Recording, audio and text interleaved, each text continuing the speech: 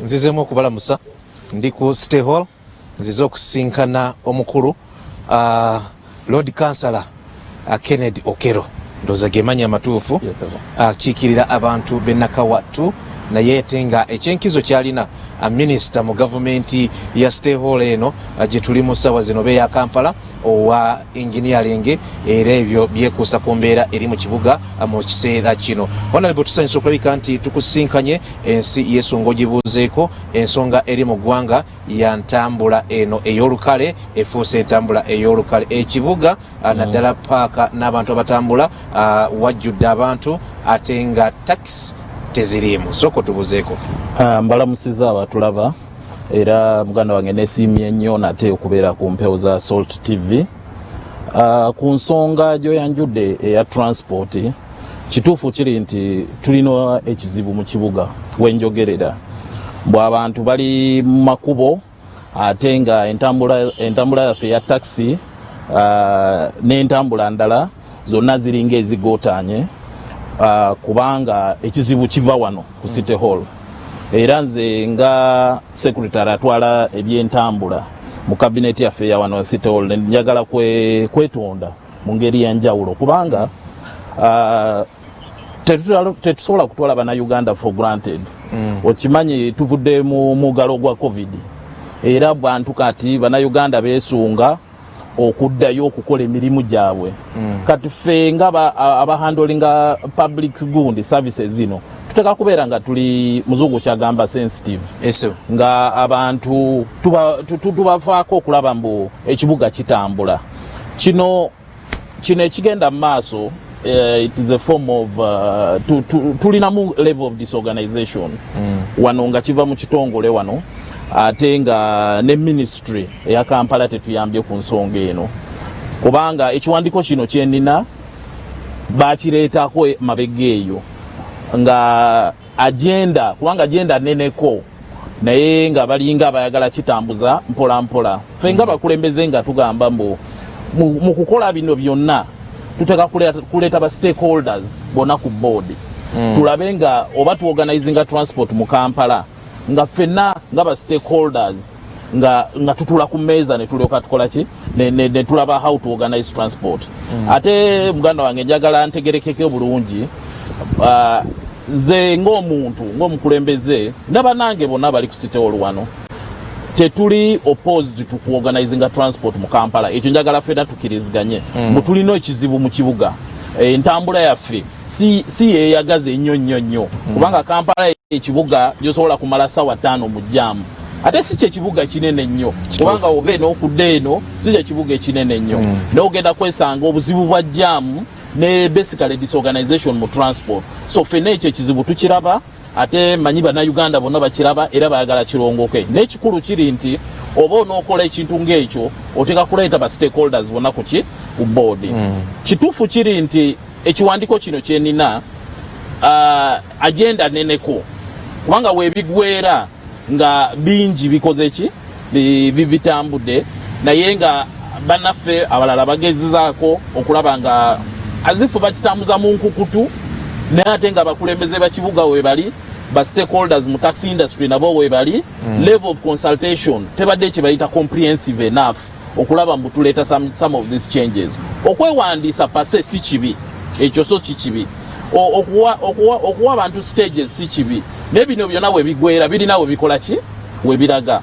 Ate abantu baffe abali mu taxi industry tebali nnyo involve mu kino ekintu ate kati ngeri gye tukitambuzamu tulinga abalaga mbu kitugwirire bugwi kubanga minisita owa Kampala we yalangirira mu bantu bagenda kwewandiisa ba technical team baffe abawana tebalina ready kubanga ba taxi bajja wano nayogera nabo nga virtually there was nothing in place okuleeta okutandika process eno.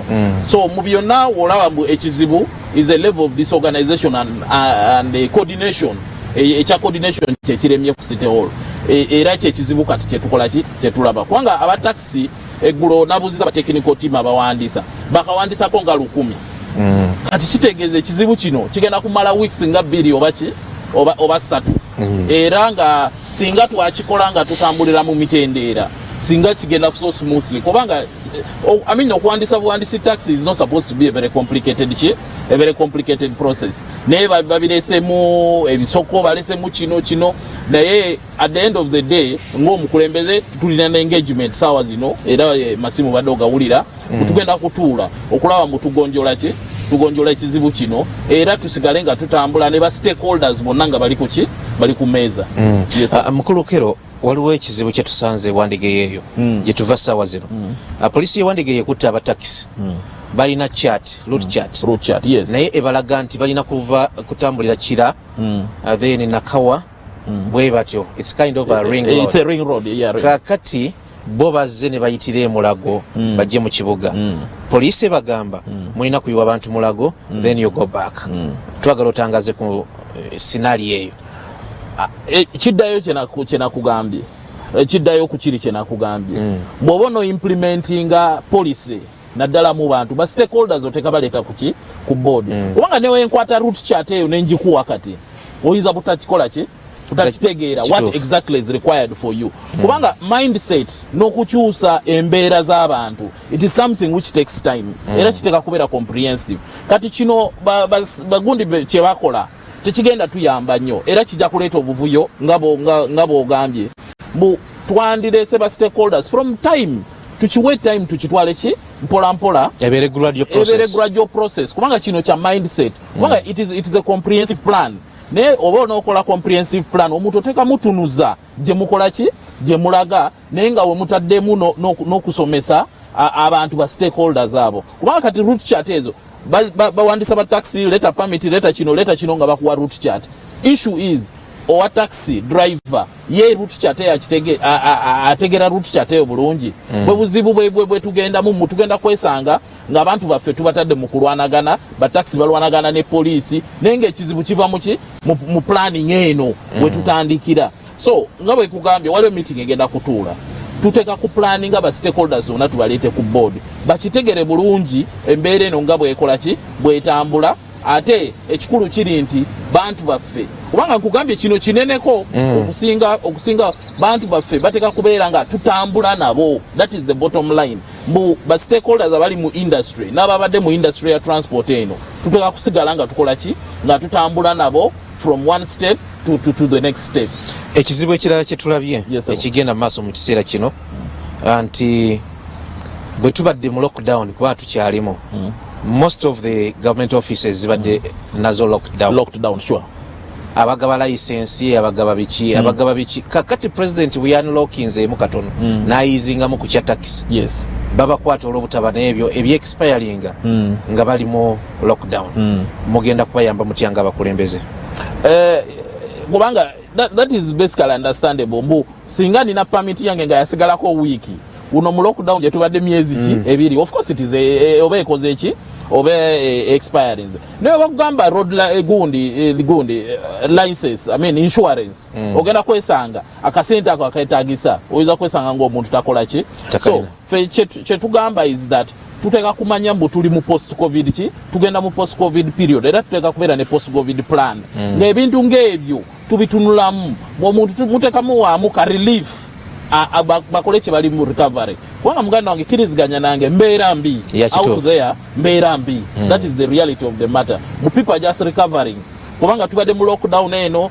bantu bakoze losses bakoze kati tosobola ku enforcinga ebintu ebirala nga driving permit kubanga driving permit yetaga sente gundi insurance yetaga sente buli kimu motoka mipiira byonna byetaga sente so tutaka kubeera mu ne relief gye tuwaki era that's why Lord Mayor naffe ne team twatuula ne tugamba no nature trading license eno trading license ya bulijjo fe twakisuspendinga for the next 6 months until after December bantu baffe bakole ki bayita recovery tulyoke tudde mu mbeera ya bulijjo kubanga tuli mu very uncertain times so ekyo ffe kye tugamba era tugenda kwogeragana ne ba stakeholders balala bonna nga bwe nkugambye tugenda kulaba mbu bantu baffe tubawa relief tuleme ku enforcinga ebitasoboka kati kubanga otherwise oba mbeera olinga ogikola esajuka busajuzi ate kijja tuleetera obuzibu kubanga tetuteka kulaba abantu abalwanagana ku street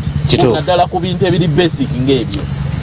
Tugenda kuba tumaliriza Lord Councillor. Yes sir. Ekizibu ekiri mu bavuzi ba taxi ekirala. Mweno ku mu City Council. Mugenda maaso n'okutekola ebyammwe. Tetunnatuuka ndowooza mu Kampala Metropolitan.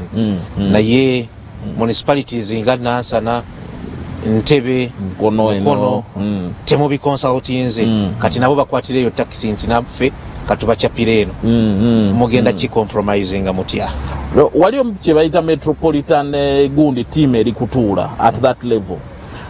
Nature Kampala kino nga bwe nkugambye ng'omukulembeze I'm not satisfied mu ngeri gye tukoze ki gye tukute mu nsonga eno kubanga consultations zali zikyagenda mu maaso era nze oluusi neebuuza central government kulwaki epapa ku nsonga eno, but ultimately nga bwe nkugambye wali abayagala kuyisawo ki be bayagala kuyisawo. So there is a level y'okupapirira and it is unfair to our people naddala ababadde mu industry eno kubanga kitandika mpola mu registration fine wali ebintu ebirabika on the surface gagamba on the surface it looks okay nenga webigwera nga abantu baffe bakoze ki babalese mabega. So fe naddala nze I insist mututeka kuddayo ku meeza tulabe plan kubanga plan ekiwandiko kino kiri comprehensive ne wookiraba the level of consultation temaze the level of consultation by stakeholders by taxi drivers jukira bona babadde mu mugalo bakulembeze baabwe badi tebasobola kujja ku meeza ku discussinga ki ekiwandiko kino naye we tutandika kukiteeka mu nkola tulinga abapapa. So consultation has to go forward to sinkane ba stakeholders ne ba metropolitan bali bonna bajje ku meeza tulabe mu kuorganizinga industry eno fenna tuli ba stakeholder ne ba passenger ne buli omu ajje ku meeza tulabe nga tutambula. Ekisembayo ndowooza tugende kutujja genda ko ne Massimo Said eri mu studio. Abantu abali stranded mu kiseera kino wabadde wateesa nti basi zino kati ngeza parliament zigira ziyambako naye kati nga mmwe mugenda kuteesa abo mbategekedde ki bali stranded bali mu parks ezenjawulo abamu basuzeeyo bagala genda ko mu byalo. Yeah, it's very unfortunate nga we nasoose mu kwetonda kubanga that level of disorganization eri wano yerumya ki yerumya abantu baffe. So ekyo nakyo by the way it's a beautiful idea tulabe motoka za government zinongere zisobola kuyamba mu bantu n'ekikulu kiri nti ba taxi zo buzikola ki weziri be ba stakeholder mu industry eno ate be bategeera era ziri ready okukola fe tuteka ku easinga this process batere bagende kukubo bakole ki bakole emirimu gyabwe. So kyenkugambye mbu tugenda kwengaginga leero okulaba mbu ensonga eno tugigonjola once and for all kubanga those delays nze nga wenkubulidde bakawandika taxi 1,000 bakawandisa less than taxi 1,000 as of yesterday. Kitegeeza process eno yinza genda baso for the next 2 weeks ate embeera nga bweri tetusobola kikiriza okukola ki okweyongera nga buli. So consultations zigenda maaso okulaba nga tu easinga process eno oba tubakkiriza bajje nga bewandiisa kyetuba tukola. Tuyanze Lord Councillor naye kyolina okumanya nti eyo yonna gye bawandiisiza ne corruption yeeyongedde waliwo babloka ababiyingiddemu ebyo nabyo mubyogereko. Andi buli wokola ekintu nga kirina makoona mangi bye bivaamu ebyo kubanga tuteeka kuteeka process geri straight forward 5 minutes owa taxi yayinza kukozesa simu ye okwewandiisa tuna technology kituufu tetuteeka kudda bubiri bwe bimanyu katulaba line tuli mu biseera bya covid laba congestion eri kitante oba old Kampala ezo zonna risks ze tuteka kukola ki okulaba nga twewala risk ngezo kubanga abantu abo bagenda kulwala bajja kulwala covid weeri tetusobola gamba muteriwo we are in the middle of the situation. So ebyo byonna it comes from poor planning ate ffe tu insistinga mu ffenna tuli ba stakeholders ffenna tuli bana Kampala era kikulu nnyo mu minister waffe owa Kampala akitegere mbu you cannot just push a process through nga ba stakeholders tokoze eki tuyanze ege tugenda kubanga tetusukkawo tubadde ne Lord Councillor Kennedy Okello akiikira abantu wali mu bitundu eby'Nakawa Nakawa tunga tulungamya ku ntambula erukale n'ebintu nga bwe bigenda maaso kirungi bagenda kubanga bateesa era tetugenda kubanga tusukkawo katubasibulire wano ntambudde ne Dennis Kasirye wamu ne Peter Bunyasi Robert Mutebe na Nyinifield musiibe bulungi mweraba. Thank you.